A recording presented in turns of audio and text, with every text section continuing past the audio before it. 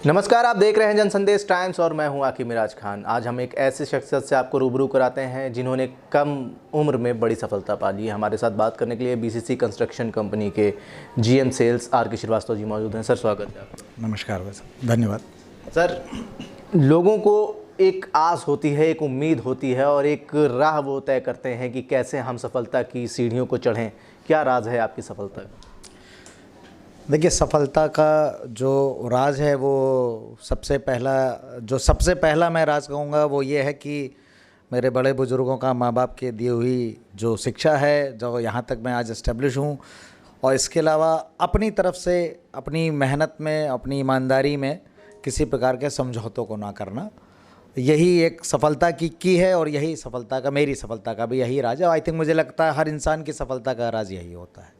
काफ़ी मेहनत करी होगी आपने, वो शुरुआती दौर बताइए, कैसे आपने मेहनत करी और आज जो इस मकाम पे पहुँचे हैं, कितनी मेहनत करके पहुँचे हैं? देखिए आकिब साहब, मैं अगर आपको बताऊं, आज करीबन 22-23 साल हो गए मेरे कैरियर को। मैंने अपनी कैरियर की सबसे पहली नौकरी, बहुत छोटी सैलरी, 1800 रुपये पर ज्वाइन की थी। क्या वक्त था सर? वो वक्त था सन 1996 में मैंने पहली नौकरी ज्वाइन करी थी। 1800 रुपये उस सैलरी में ही बहुत खुश थे, प्लस दोनों पैर आसमान में रहते थे। और आज धीरे धीरे उसके बाद मैंने कई ऑर्गेनाइजेशन चेंज की, मल्टीनेशनल इंटरनेशनल ऑर्गेनाइजेशन में रहे, Vodafone, IDBI bank, Aditya Birla group. Finally जब मैंने आदित्य बिरला ग्रुप को रिज़ाइन किया तो उसके बाद मैंने BCC में ज्वाइन किया।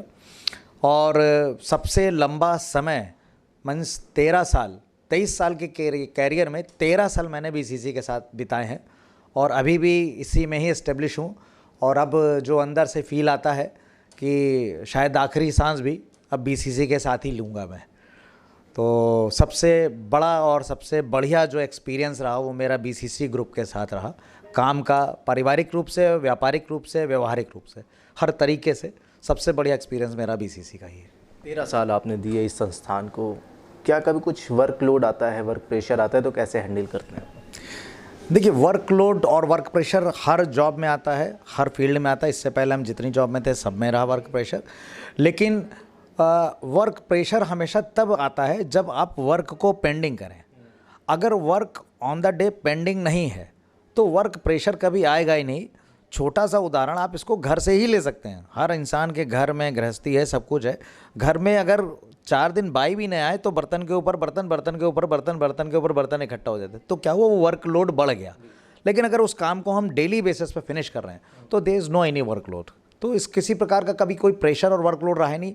जो भी कंपनी डिमांड करती है वो बहुत जस्टिफाई फिगर्स डिमांड करती है और उनको पूरा करना, अप टू द बेंचमार्क तक जाना, वो कोई बहुत टफ टास्क कभी रहा ही नहीं। 13 साल आपने संस्थान को दिए हैं और जो संस्थान के मालिक हैं उनका कैसा रवैया रहता है आप लोगों के साथ? देखिए, सबसे पहला जो सवाल बहुत अहम लगा आपका कि संस्थान के जो मालिक हैं उनका रवैया। मेरा 13 साल सिस्टम में टिका रहना, बने रहना और सक्सेसफुली बने रहना। आज जब मैं जहाँ पे बैठा हूँ, 13 साल पहले इसी पोस्ट पे मैंने नहीं ज्वाइन किया था। मैं धीरे धीरे बढ़ते यहाँ तक पहुँचा हूँ। अपने ऑनर्स ने, उन्होंने मेरी मेहनत को सराहा और यहाँ तक पहुँचा है, उसके लिए उनका बहुत बहुत धन्यवाद। ये उनका व्यवहार और उनका काम करने का तरीका ये शो करता है। अगर कोई इंसान 13 साल से टिका है तो बट ऑब्वियस है कि उनका जो काम करने का तरीका होगा वो बहुत फ्रेंडली, बहुत व्यवहारिक होगा, जिसकी वजह से टिका है। अदरवाइज़ एक इंसान ने 23 साल के कैरियर में 10 साल में 5 कंपनियाँ, 4 कंपनियाँ बदली और एक कंपनी को 13 साल दे दिए, तो बट ऑब्वियस है कि कहीं ना कहीं व्यवहार के मामले में तो हम कोई कंपेयर कर नहीं दे सकते। आई थिंक मेरे हिसाब से मैंने जितने भी अभी तक एम्प्लॉयर्स देखे हैं उसमें best employer of in my life मेरे हिसाब से मैं ये कहूँगा। और अगर मुश्किल समय की बात करी जाए तो कंपनी में बिज़नेस को लेके कभी भी मुश्किल समय ऐसा नहीं आया जिसको हम फेस ना कर पाएँ। हाँ, लेकिन कोविड एक ऐसा दौर ज़रूर था जिसमें काफ़ी मुश्किलों का सामना करना पड़ा, लेकिन उसको सभी ने डाइजेस्ट किया, पूरी दुनिया ने डाइजेस्ट किया, तो हमने भी उसी के साथ चले। हाँ, बट कोविड के दौरान हमारे जो ऑनर हैं उन्होंने किसी भी एम्प्लॉय को कभी भी ये फील नहीं होने दिया कि हम कोविड के दौर से गुजर रहे हैं, एक पैनिक सिचुएशन है और सैलरी कटिंग होगी, कॉस्ट कटिंग होगी। किसी की भी सैलरी 6 महीने तक नहीं कटी। जो भी 6 महीने 4 महीने का समय था, सबकी पूरी सैलरी ऑन द स्पॉट और अकाउंट्स में क्रेडिट हुई। सबके स्टेटमेंट इस बात के प्रमाण हैं। संस्थान आपका जो है वो काफ़ी लखनऊ का माना जाना संस्थान है आपका, BCC कंस्ट्रक्शन कंपनी।